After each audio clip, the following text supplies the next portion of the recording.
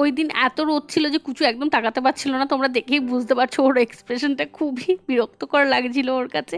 তো আজকে চলে এসেছি অন্নপ্রাশন, শ্রেয়াংসের অন্নপ্রাশন ছিল। আমি সুবর্ণা, মানে মেকআপ আর্টিস্ট সুবর্ণা। আজকে কিন্তু মেকআপ না, আজকে শুধু নিয়ে চলে এসেছি খাবারের ভিডিও নিয়ে তোমাদের সাথে। যারা যারা খাদ্যরসিক আছে, মানে ফুড লাভার আছে, তারা আমার সাথে যুক্ত হও। আর আমাকে কিন্তু কমেন্ট করে জানাতে ভুলবে না যে আমার ভিডিওগুলো তোমাদের কেমন লাগে।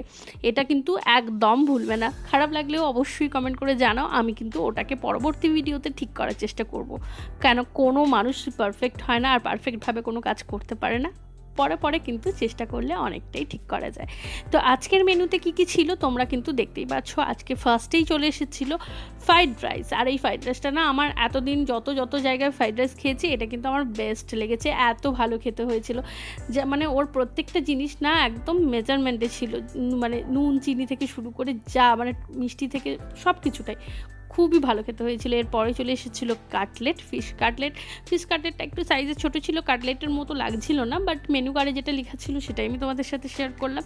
ওটা একটু চপ বললেই বলা যায়, হ্যাঁ। তো কিন্তু খেতে কিন্তু খুব ভালো হয়েছিল। এরপরে ছিল বাটার চিকেন, আর এই বাটার চিকেনের সাথে এই যে তোমার ফ্রাইড রাইসটা কিন্তু খুব ভালো হয়েছিল। এটা আমার রিভিউ না, এটা কিন্তু কুচুর রিভিউ।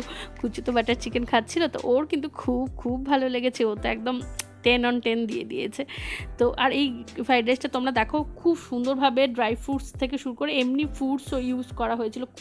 তো এরপরে ভাত, ডাল আর ফ্রেঞ্চ ফ্রাই ছিল, আর সঙ্গে ছিল কিন্তু পটলের দোরমা।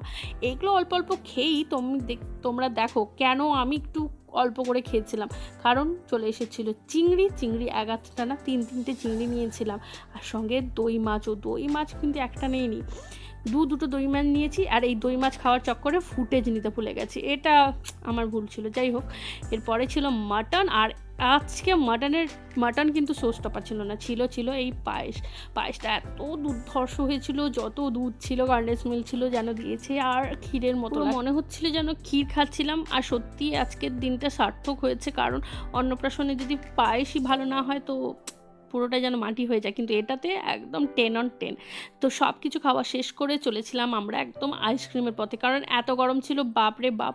এই আইসক্রিমটা পেয়েই, মানে আবার ছিল ম্যাঙ্গো আইসক্রিম, গরমে ম্যাঙ্গো আর আইসক্রিম দুটোর কম্বিনেশন কি সুন্দর যে তোমরা সেটা বুঝতেই পারছো। তো কেমন লাগলো আমার ভিডিওটা সেটা কিন্তু মানে যত খারাপ লাগলেও কিন্তু তোমরা কমেন্ট করে জানাবে, আর ভালো লাগলে তো অবশ্যই জানাবে। বাই।